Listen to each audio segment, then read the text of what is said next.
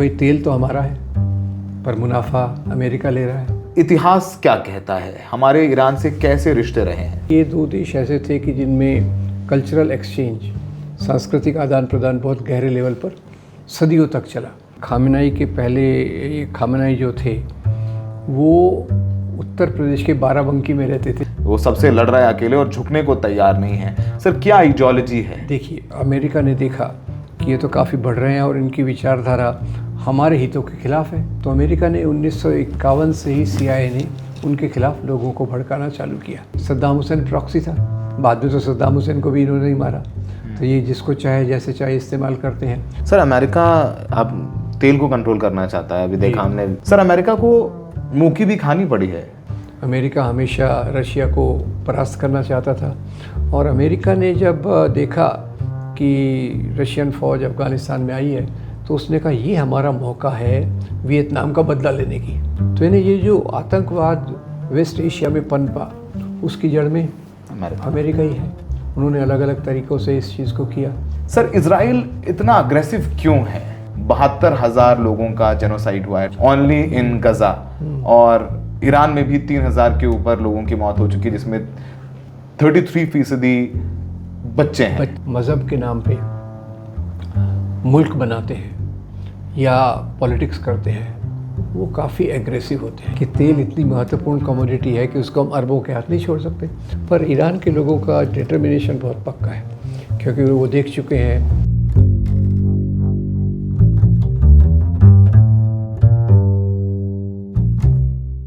अल्लामा इकबाल का एक शेर है ईरान पर और फारसी ज़बान पर। हालांकि दुनिया की दुल्हन में हिंद बहुत सुंदर है, लेकिन अपनी नज़ाकत और मिठास में फ़ारसी ज़ुबान भी बहुत सुंदर है। ये अल्लामा इकबाल ने फ़ारसी ज़ुबान के बारे में कहा। आदाब, नमस्कार, द रेड माइक में आपका स्वागत है। आप देख रहे हैं हिस्ट्री डिकोडेड और हमने अल्लामा इकबाल का शेर फ़ारसी को लेकर के इसलिए पढ़ा क्योंकि आज के एपिसोड में हम हिंदुस्तान और ईरान के रिश्ते के बारे में बात करने वाले हैं। क्योंकि आप लगातार सुन रहे होंगे कि ईरान और हिंदुस्तान के पारंपरिक रिश्ते हैं, सैकड़ों सालों की दोस्ती है, हमारे कल्चरल रिलेशनशिप्स हैं।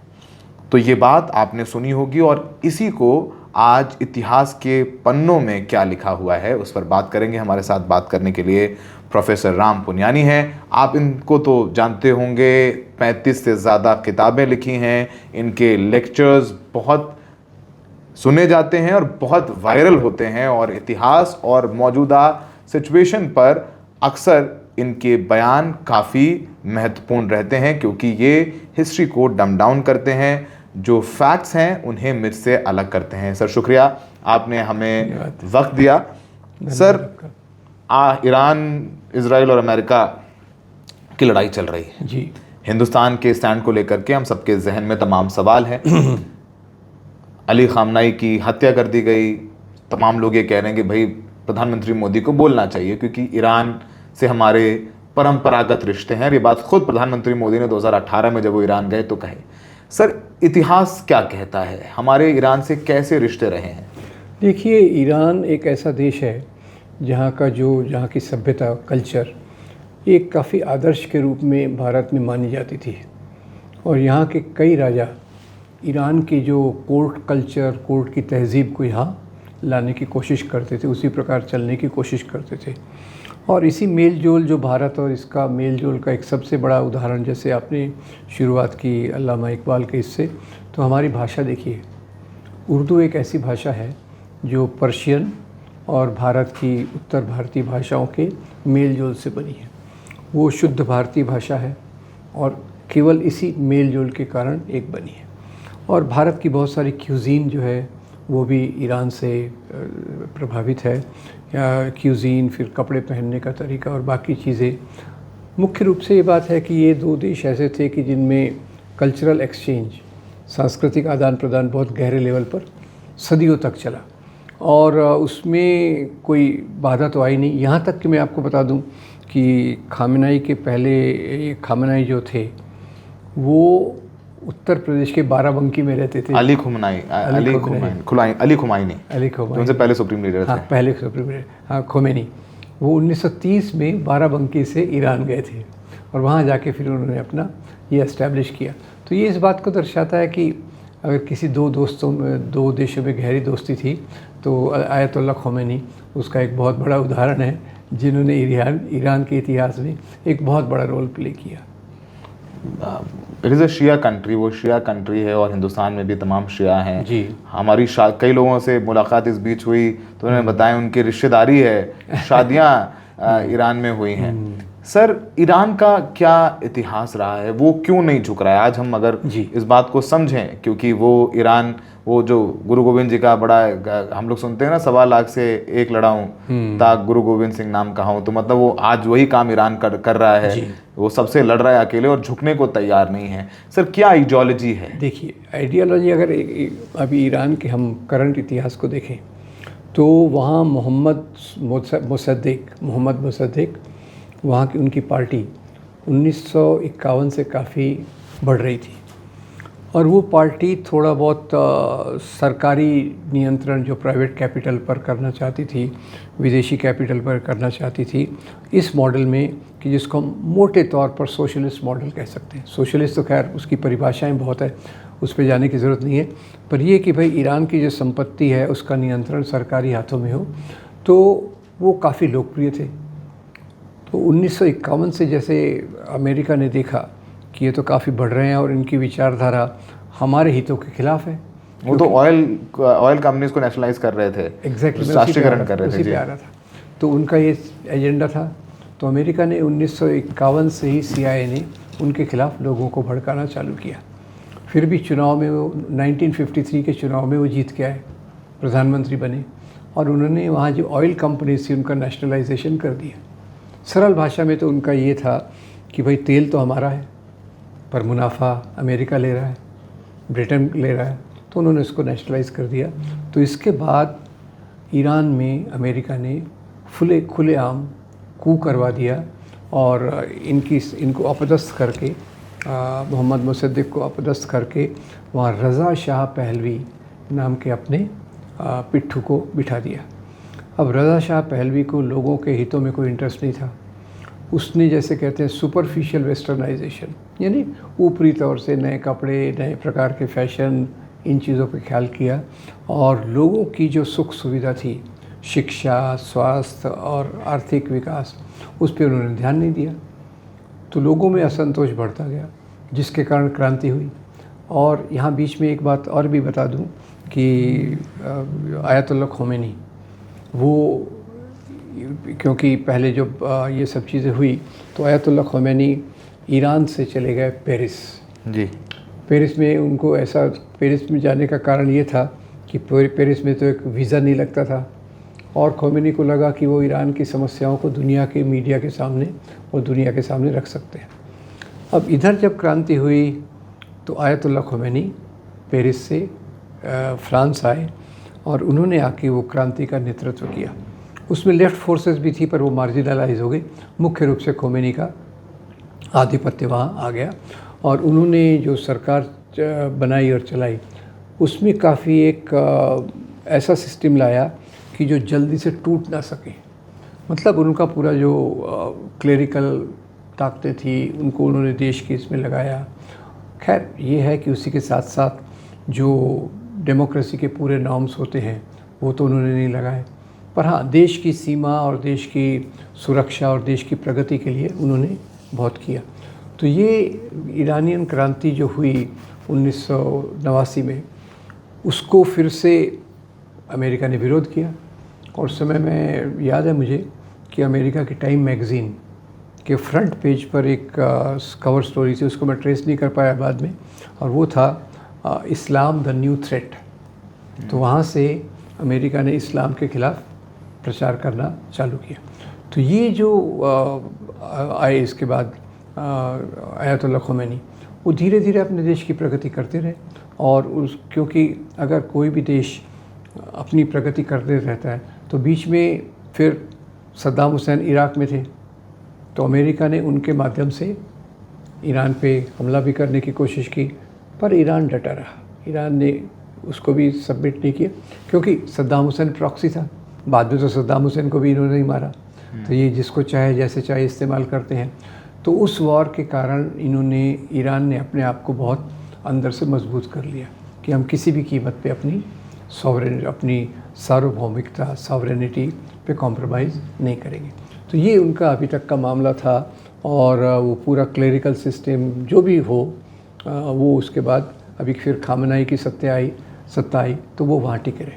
अब ये ईरान मजबूत हो रहा है और बाजू में इज़राइल बैठा है। इज़राइल नहीं चाहता कि उस एरिया में कोई भी देश शक्तिशाली बने, क्योंकि ईरान के पास इतनी संभावना थी कि वो न्यूक्लियर वेपन्स भी बनाने की बात कर रहे थे और उन्होंने बाकी जो मिसाइल्स वगैरह उसका बड़ा भंडार जमा कर लिया। तो इज़राइल को इस बात से लगा इस क्षेत्र में तो पूरा वर्चस्व मेरा होना चाहिए, और इसके कारण उन्होंने ये बात चालू की। और फिर अमेरिका तो खैर इज़राइल के साथ रहता ही है। इज़राइल ने जो भी अभी तक यूनाइटेड नेशंस के रिजोल्यूशंस को नामंजूर किया है, उस पर बिल्कुल उन्होंने उसको बाईपास किया है, हमेशा अमेरिका की मदद से किया है। तो अभी ईरान और अभी जो इज़राइल और अमेरिका का जो गठबंधन था, उसमें उन्होंने यही तय किया कि हम ईरान को कमज़ोर करेंगे। और उसी कारण फिर ये बिना किसी, अभी बार्गेनिंग टेबल पे आप बातचीत कर रहे हैं, ईरान बोल रहा है ठीक है हम ये बात भी मान सकते हैं, वो बात भी मान सकते हैं, और उसी बीच अचानक उन पे हमला हो जाता है और उसमें खामनाई की उनके परिवार के 3-4 सदस्यों के साथ हत्या कर दी जाती है। तो वहाँ से फिर ईरान ने अपनी कमर कस ली कि हम अपने आप को पूरी हिम्मत से इनका मुकाबला करने के लिए करेंगे। तो वो तो उस समय तो खैर अकेले ही थे, अभी तो खैर चीन और रूस भी उनके समर्थन में सामने आ रहे हैं, पर मुख्य रूप से उस क्षेत्र में कोई सत्ता मजबूत हो और उसके कारण अमेरिका इज़राइल के जो गोल उस एरिया में हैं, अमेरिका का मुख्य गोल उस एरिया में है तेल के ऊपर कब्ज़ा जमाए रखना, और वहाँ का कोई क्षेत्रीय ताकत वहाँ मजबूत हो तो अमेरिका को मंजूर नहीं है। और वो हम पिछले 30-40 सालों से देख रहे हैं कि अमेरिका ने अलग अलग चाल खेलकर उस एरिया में अपना प्रभुत्व बनाने की कोशिश की है। सर, अमेरिका अब तेल को कंट्रोल करना चाहता है। अभी देखा हमने वेनेजुएला विश्व का सबसे बड़ा ऑयल भंडार वाला मुल्क है, वहाँ पर उन्होंने मादुरो का किडनैप करके वहाँ पर अपने प्रॉक्सी बैठा दिए हैं जी। वो उन्होंने करने की कोशिश की, एक बहुत बड़ा ऑयल का उनका पास भंडार आ गया। अमेरिका खुद एक बहुत बड़ा ऑयल प्रोड्यूसर है, अब वो मिडल ईस्ट में भी ये करने की कोशिश कर रहे हैं। सर, अमेरिका को मुँह की भी खानी पड़ी है, मतलब इतिहास में, चाहे वो वियतनाम हो, अफगानिस्तान से भी आखिरकार उनको जाना पड़ा, उस बारे में भी सर बताएं कुछ। देखिए, अब मैं कल्पना ये करता हूँ कि पहले कॉलोनियलिज्म था, उपनिवेशवाद। यूरोप की बहुत सारी कंट्रीज़ ने ये जो गरीब देश थे इनको अपनी कॉलोनी बनाया। भारत का ही ले लीजिए, भारत में जब उपनिवेशवाद था, अंग्रेज़ों की सत्ता थी, तो यहाँ की संपत्ति लूट के ले गए। यहाँ उन्होंने अपना मार्केट भी बनाया। तो उसका एक ही उदाहरण मैं देता हूँ कि अंग्रेज़ जब भारत में आए तो भारत का कंट्रीब्यूशन ग्लोबल जीडीपी में 26% था, और जब अंग्रेज़ों को जाना पड़ा तो ये जीडीपी भारत का 4% कंट्रीब्यूशन हो गया। तो यानी कितना वो लूटते हैं, इसको ये है। अब इसी सिलसिले में अब जैसे का उपनिवेशवाद का अस्त हो रहा है, साम्राज्यवाद का उदय हो रहा है। अमेरिका अपनी ताकत बढ़ाते जा रहा है और दूसरे देशों से कच्चे माल का ये कर रहा है, और अलग अलग देशों पर इसके अलग अलग इरादे रहे हैं। तो अगर हम शुरुआत से देखें तो पहले तो इन्होंने ईरान पे 1953 में किया, उसके बाद वियतनाम में फ्रेंच पावर था और फ्रेंच कॉलोनी थी, तो वहाँ हो ची मिन्ह ने क्रांति करके उनको उखाड़ फेंका। तो अमेरिका ने कहा भाई ये अगर आया तो इसका डोमिनो इफ़ेक्ट होगा, अगर कम्युनिस्ट सरकार वियतनाम में आई तो इसका डोमिनो इफ़ेक्ट होगा और पड़ोस के देशों में भी कम्युनिज़्म आ जाएगा।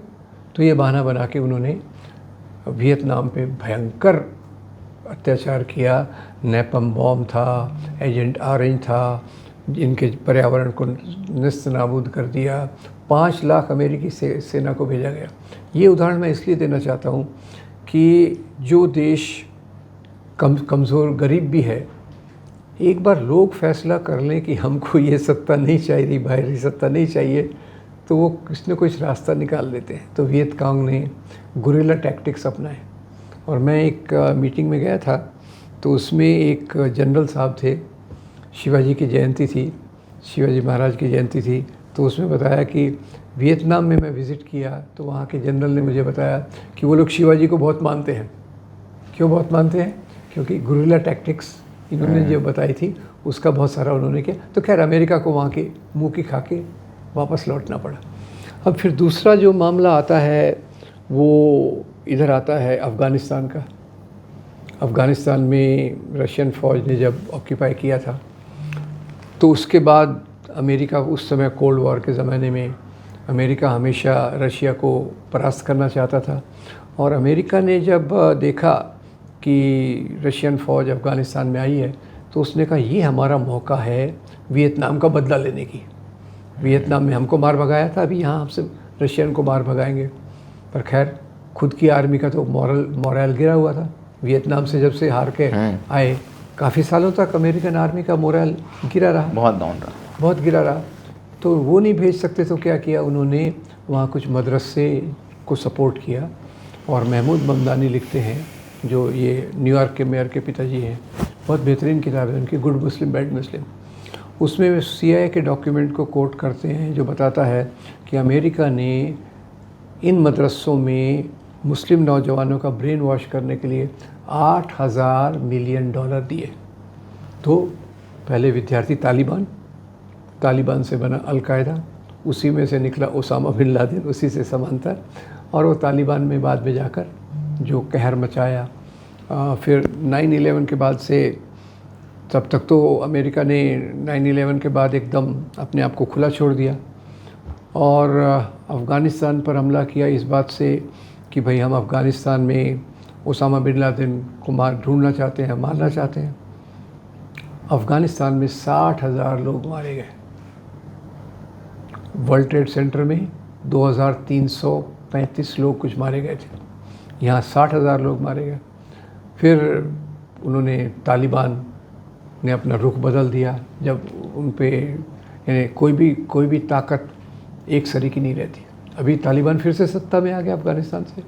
तो अफ़गानिस्तान में वो हिलरी क्लिंटन का एक बयान था कि हमको रशियन से मुकाबला करना था अफ़गानिस्तान में, हमने खड़ा किया इसको, तालिबान को। वो रशियन फ़ौज भाग गई, हमने अपने हाथ धो लिए और हम वापस आ गए। ये उसका एग्जैक्ट वीडियो एक था, पता नहीं अभी मौजूद होगा कि नहीं। तो ये अफ़गानिस्तान का दूसरी बात हुई। फिर नंबर आया इराक़ का। इराक़ उन्होंने पॉपुलर क्या किया कि इराक़ के जो लोग हैं वो सद्दाम हुसैन के अत्याचारों से त्रस्त हैं, और इनके पास न्यूक्लियर बॉम्ब है, और इनके पास वेपन्स ऑफ मास डिस्ट्रक्शन है। तो मैं अपनी आर्मी को इंडोक्ट्रिनेट किया कि इराक़ पे हमला आसान है, तो आप लोग जाओगे तो इराक़ की जनता तो वैसे ही सद्दाम हुसैन के ख़िलाफ़ है, आपको वो फूलों के गुलदस्ते देगी, आपको चॉकलेट्स देगी, मज़े मज़े से जाओ। तो एक तरफ, और दूसरी तरफ उनका झूठ भी पकड़ा गया कि इराक़ में कोई वेपन्स ऑफ मास डिस्ट्रक्शन नहीं थे। और उसी में से फिर डिसइंटीग्रेट होके कुछ तालिबान के एलिमेंट्स, कुछ इराक़ी फ़ौज के एलिमेंट मिलके उन्होंने इस्लामिक स्टेट बनाया। तो यानी ये जो आतंकवाद वेस्ट एशिया में पनपा, उसकी जड़ में अमेरिका ही है। उन्होंने अलग अलग तरीक़ों से इस चीज़ को किया। और अभी फिर इराक़ का हो गया, और वहाँ जो पाइपलाइन कास्पियन समुद्र से लेके इधर आती है, कास्पियन समुद्र से लेके जो कोस्ट तक आती है, वो पाइपलाइन को उन्होंने सफलतापूर्वक बना के उनका काम हो गया, क्योंकि कास्पियन सी में भी बहुत सारा ऑयल है। अब इसके अगले सिलसिले में आता है, बीच में एक और बात बता दूँ जो इससे जुड़ी हुई नहीं है पर इसकी समांतर है अमेरिका की नीतियों को समझने के लिए। अगर आपको याद होगा तो बीच में एक ये था, कॉपर का इस्तेमाल बहुत बढ़ गया था। कॉपर का इस्तेमाल क्यों बढ़ गया था? जब नया नया ये सब चल रहा था, कम्युनिकेशन, अभी तो AI वगैरह आ गया है, पर उस समय कॉपर बहुत यूज़फुल था। इंटरनेशनल टेलीफोन टेलीग्राफ कंपनी जो थी, बहुत भयंकर कंपनी थी। अब चिली में भी यही हाल था। चिली में एक तरफ से साम्राज्यवादी ताकतें पुरानी कमज़ोर हो रही थी, और चिली में एक मार्क्सिस्ट था, सैल्वाडोर अलेंदे। सैल्वाडोर अलेंदे ने बात करना शुरू किया कि हमारा तांबा जो है वो तो सब अमेरिका खा रहा है जो कंपनी के माध्यम से, तो उसने अपना डिक्लेयर कर दिया कि मैं आऊँगा तो ये सब करूँगा। तो उनके खिलाफ एक वातावरण बना। 1971 में 73 में इलेक्शंस हुए, अलेंदे जीत गया। उसने आते से ही कॉपर माइंस को नेशनलाइज कर दिया। तो तुरंत इन्होंने वहाँ कू डी टैट मतलब उन्होंने एक विद्रोह कराया, जिसमें चिली की आर्मी के जो एक जनरल थे, जनरल पिनोशेट, बहुत भयंकर उन्होंने अपराध किए चिली में, और चिली में उन्होंने 5 साल तक रूल किया। तो ये समांतर मतलब अमेरिका का एटीट्यूड क्या है कि दुनिया में अगर कहीं आपका इंटरेस्ट है तो उसको बचाने के लिए आप किसी भी हद तक प्रोपोगेंडा करो, जैसे नोम चॉम्स्की कहते हैं, मैन्युफैक्चरिंग कंसेंट। मीडिया उनके हाथ में बहुत पावरफुल है। इंडिया में अलग तरीके से मीडिया का डिजेनरेशन हुआ, पर अमेरिका स्टेट भी इसका बहुत इस्तेमाल किया। नोम चॉम्स्की का शुरू की थीसिस वही थी, और उस पर उनकी बहुत बेहतरीन फिल्म भी है, बहुत बेहतरीन किताब भी है। तो ये 4 देखिए आप, एक वियतनाम हो गया, ईरान हो गया, अफ़गानिस्तान हो गया, अभी फिर से ईरान को फिर से अपने इस पर आए, इराक़ पे भी हो गया। तो मैं ये कहना चाहता हूँ कि अमेरिका की जो नीतियाँ हैं आज, पहले यूनाइटेड नेशंस था, थोड़ा बहुत कंट्रोल कर लेता था, पर इज़राइल ने जो भी इज़राइल बनने के बाद उसने तुरंत बाकी अरब नेशनलिस्ट लोगों पे हमला करके पैलेस्टाइन का 2/3 भाग इज़राइल ने अपने कब्ज़े पे ले लिया। यूनाइटेड नेशंस ने रिजोल्यूशन पास किया, इराक़ को उससे कुछ लेना देना नहीं है, अमेरिका उसके सपोर्ट में उसको बचाने के लिए खड़ा है।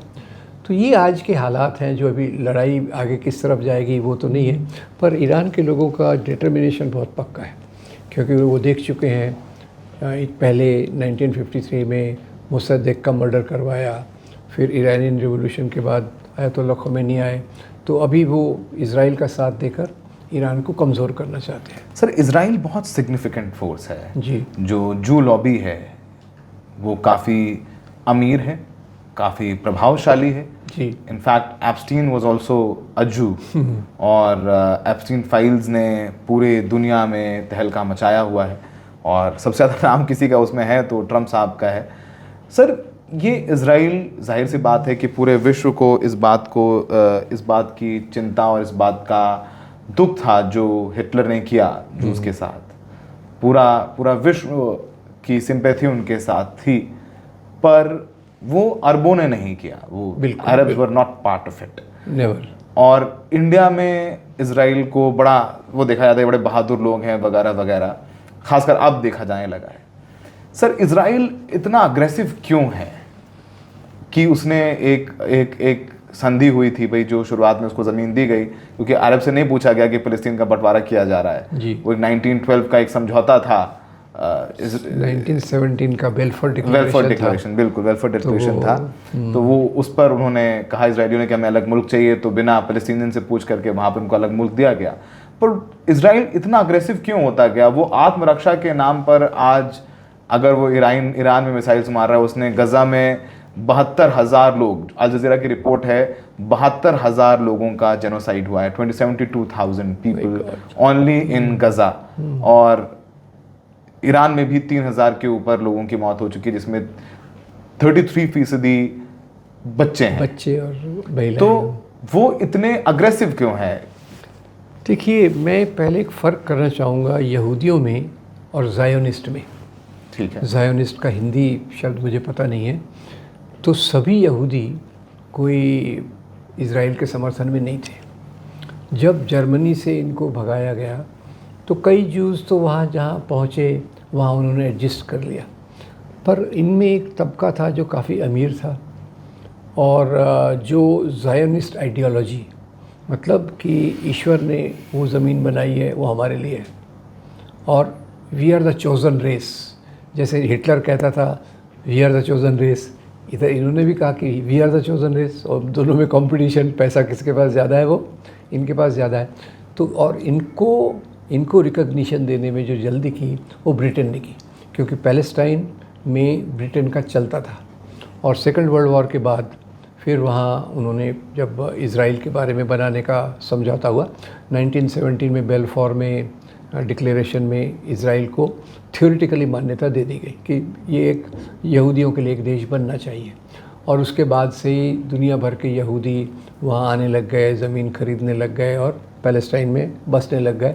इसका बाद में विरोध भी चालू हुआ, पर वो कुछ कर नहीं सकते थे क्योंकि ब्रिटेन का मैंडेट था, तो वो चल रहे थे। और सेकेंड वर्ल्ड वॉर के बाद जब फिर इज़राइल बना, अब मैं इसके पीछे सोचता हूँ कि ये जो ज़ायनिस्ट लोग हैं, इनको ब्रिटेन ने क्यों सपोर्ट किया, अमेरिका ने क्यों सपोर्ट किया। तो मेरी एक कहीं मैंने इस बात को पढ़ा था कि एक अमेरिका और ब्रिटेन एक शब्द कहते थे, oil is too precious a commodity to be left to Arabs, कि तेल इतनी महत्वपूर्ण कमोडिटी है कि उसको हम अरबों के हाथ नहीं छोड़ सकते।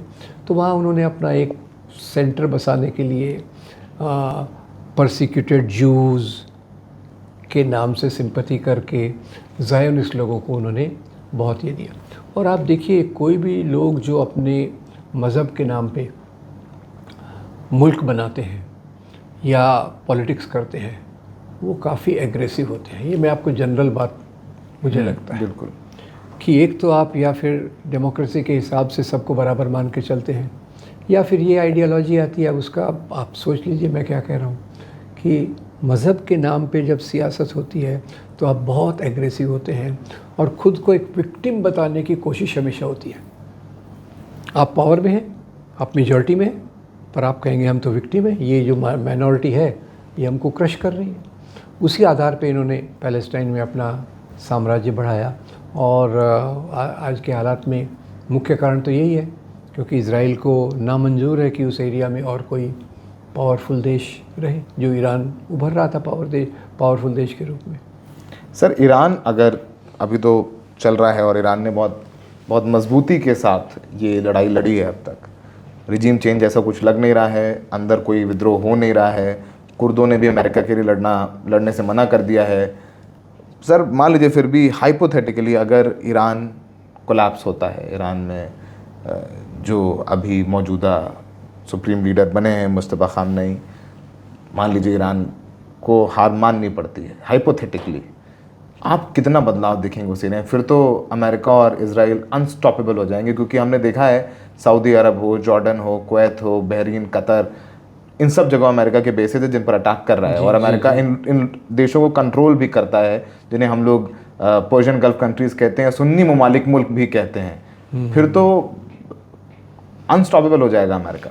अब ये देखिए, अगर हाइपोथेटिकली ईरान इसमें हार जाता है तो मेरे ख्याल से काफ़ी ये पूरी मानवता के लिए बहुत ख़तरनाक होगा। और आप देखिए, तो अभी ईरान के, मैं इसके विरोध की बात कह रहा हूँ कि ईरान का हारना थोड़ा सा मुश्किल इसलिए लगता है कि एक तो जब लोगों में डिटर्मिनेशन हो, एक भावना हो, तो वो मुकाबला कर लेते हैं किसी भी परिस्थिति का, नंबर एक। नंबर दो, चीन और रूस, इन्होंने एक प्रकार से ईरान के समर्थन में अपने इंटेलिजेंस प्रोवाइड कर रहे हैं उनको, सैटेलाइट इंटेलिजेंस। हाँ, वो कितना जा सकते हैं आगे, वो भी एक देखने की बात है। अब इसमें तो खैर सबसे दुर्भाग्यपूर्ण तो ये है कि भारत ने जिस प्रकार से इसमें अपना स्टैंड लिया है वो बहुत दुर्भाग्यपूर्ण है कि वॉर के 2 दिन पहले हमारे प्रधानमंत्री इज़राइल से होके आ रहे हैं, इज़राइलियों को कहते हैं हम आपके साथ हैं, आने के बाद जब उनके सुप्रीम लीडर की हत्या होती है तो ये चुपचाप रहते हैं, उसके बारे में कोई बात नहीं, कोई चीत नहीं, जैसे कुछ हुआ ही नहीं हो। तो ये देश के लिए एक दुर्भाग्यपूर्ण है। और अगर ईरान अगर ख़त्म हो जाता है तो मेरे ख्याल से जियोपॉलिटिकल बैलेंस काफ़ी बिगड़ जाएगा। जियोपॉलिटिकल बैलेंस काफ़ी बिगड़ जाएगा। सर, एक और अगर हम चाहते हैं, एक आखिरी सवाल, जो इतिहास के पन्नों से देखें, ईरान ने भारत की हमेशा अक्सर मदद की है, उसका अगर एक आध किस्सा बताएं आप, कोई आपको जहन में आ रहा हो तो। देखिए, ये जो भारत की जो इंडो चाइना वॉर हो या पाकिस्तान के ख़िलाफ़ के वॉर में हो, तो ईरान हमेशा से भारत के पक्ष में रहा है। ईरान की इंटरनेशनल नीति में भारत को उन्होंने बहुत महत्व दिया है। तो ये एक प्रकार से डिचिंग हो जाएगा ना, धोखेबाजी हो गई ना। वो आपको अभी तक सपोर्ट करते रहे, आपके जब आप किसी भी कश्मीर मामले में 1994 में, हाँ 1994 तक उन्होंने ये किया है हमेशा। और कश्मीर का मामला तो और भी उलझा हुआ है। वो मुस्लिम बनाम हिंदू करके देखें तो कोई भी आपको मदद नहीं करेगा। पर यहाँ सब जो हो रहा है उसमें ईरान ने आपको मदद की, और आप जब उसको ईरान को ज़रूरत है आप उसको धोखा दे रहे हैं, क्योंकि आप या तो कॉम्प्रोमाइज़ हैं या आपके कोई और इरादे हैं। आप पूरी तौर से नतमस्तक हो रहे हैं। अब इज़राइल के सामने नतमस्तक क्यों हो रहे हैं? क्योंकि इज़राइल से शायद उन्होंने बहुत सारा सॉफ्टवेयर, स्पाई सॉफ्टवेयर और दूसरी चीज़ें खरीदी हुई हैं। वो कौन सा एक पेगासस तो एक टिप ऑफ द आइसबर्ग है। Pegasus tip of the iceberg है, और बहुत सारी ऐसी चीज़ें उन्होंने इज़राइल की हैं। अभी सबसे ख़राब बात सौरभ ये मुझे लगी कि भारत के कितने लोगों को इज़राइल भेजा जा रहा है एज ए काम करने के लिए लेबर फोर्स, आर्मी में लेबर फोर्स, क्योंकि उनके पास कमी है तो यहाँ से वो ले जा रहे हैं और वहाँ युद्ध में मरेंगे, ग्राउंड वॉरफेयर में तो यही मरेंगे। तो इसलिए तो मुझे लगता है कि हमने काफ़ी नैतिकता से बहुत परे जाकर बहुत एक गिरावट के रूप में इस प्रकार का कदम उठाया है। सर एक और सवाल है, बहुत इम्पोर्टेंट है। बहुत सारे हिंदुस्तानी हैं जो इस युद्ध को हिंदू मुस्लिम के चश्मे से देख रहे हैं। वो उनको लग रहा है कि ईरान एक मुस्लिम मुल्क है, और एक जो हम रियलिटी है, और हम हमेशा बोलते हैं मैं होपियम नहीं बेचता हूँ, एक रियलिटी है कि मुसलमानों को लेकर के यहाँ के लोगों के दिलों में कोई ख़ास मोहब्बत नहीं, खासकर जो हिंदी हार्टलैंड में है। बहुत सारा जो करंट तबका है, राइट विंग है, वो ईरान वाले मामले पर इज़राइल का अक्सर साथ दे रहे हैं, क्योंकि ईरान एक मुस्लिम मुल्क है। वो एक चश्मा कैसे साफ होगा कि ये जो वॉर है वो ईरान और किसी मुस्लिम के खिलाफ नहीं है, वो एक चश्मा है, वो उन लोगों को कैसे एड्रेस करेंगे आप, जिनको ये लगता है कि मुसलमान इनको तो इनके साथ ठीक हो रहा है, इनको ठीक कर रहा है इजराइल। ये एक नैरेटिव है सर, पॉपुलर है, मैं मानता हूँ, मैं आपसे सहमत हूँ। और इस नैरेटिव को ठीक करना थोड़ा मुश्किल भी है, क्योंकि यहाँ पिछले 30 साल से 40 साल से, उसके पहले 100 साल से मुसलमानों के ख़िलाफ़ जो प्रचार किया जा रहा है, उनका जो डेमोनाइजेशन किया जा रहा है, 9/11 के बाद वो और भी ख़राब हो गया। तो ये नैरेटिव कि भाई पैलेस्टाइन में मुसलमान मार खा रहे हैं तो अच्छा ही है, ये नैरेटिव को दुरुस्त करना बहुत मुश्किल है। पर शायद कोई भी गहराई से सोचे तो जिसने अमेरिका का साथ दिया है वो नष्ट हो जाता है या बर्बाद हो जाता है, उसको झुकना पड़ता है। तो वो थोड़ा गहराई से उनके ध्यान में लाना पड़ेगा कि अमेरिका की दोस्ती, वो दोस्ती अमेरिका तो बुली कर ही रहा है सर हमें। हाँ? वो कहता है कि मोदी जी हमें बेवकूफ़ बना रहे थे, हमने टैरिफ लगा दिया, तो हमारे 11 प्लेन गिर गए, रशिया से 30 दिन ही ले लो तेल, हमने ठीक, मतलब वो इंडिया को भी बुली करते हैं। इंडिया तो अभी सिर झुका के खड़ा है उनके सामने। ऑलरेडी एक ऐसी प्रक्रिया चालू हो गई जिसमें हमारी सॉवरेनिटी का बहुत बड़ा अपमान हो रहा है इस गवर्नमेंट के हाथ से। तो ये नैरेटिव बनाने में तो थोड़ा लोगों के पास डिटेल में ले जाना पड़ेगा कि अमेरिका की चाल कोई भारत को समर्थन करने की नहीं है। उसकी चाल तो है कि भाई भारत को कैसे डोमिनेट किया जाए और उसमें भारत को कैसे रोप इन किया जाए अमेरिका और इजराइल के पीछे, ताकि वो इस क्षेत्र में अपना वर्चस्व बना के अपनी संपत्ति को बढ़ा सके। तो मतलब एक कहते हैं कि ईरान एक आखिरी किला है अमेरिका के सामने। अगर एक किला गिरता है तो सर ने कहा कि एक इम्बैलेंस हो जाएगा जियोपॉलिटिक्स में, और अगर इम्बैलेंस हुआ तो उसकी आंच हिंदुस्तान पर भी आएगी, जो हम देख भी रहे हैं। जो ट्रेड डील की अमेरिका ने हमारे साथ, टैरिफ लगा करके, अमेरिका अपने आर्थिक हितों के बारे में सोचता है, हमें भी सोचना चाहिए कौन हमारा दोस्त है और कौन दुश्मन। सर ने तमाम बैकग्राउंड बताया अमेरिका के का, वियतनाम चाहे युद्ध हो, ईरान 1953, इतिहास समझाने की कोशिश की। और आपको समझना होगा कि ज़िंदा कौमें लड़ती हैं, चाहे वो वियतनाम के लोगों ने लड़ा, अब ईरान लड़ रहा है, गज़ा में लोग खड़े रहे, झुके नहीं, और आखिरकार समझौता हुआ। तो इसीलिए किसी भी युद्ध को समझने के लिए इतिहास समझना बहुत ज़रूरी है। सर शुक्रिया, आपने हमें वक्त दिया, हमारे स्टूडियो आए, और फिर हम लोग कोशिश करेंगे किसी मुद्दे पर आपको लेकर के आए। बहुत बहुत शुक्रिया हमसे बात करने के लिए। दर्शकों आपको बहुत बहुत शुक्रिया हमें पसंद करने के लिए, देखने के लिए। धन्यवाद सौरभ।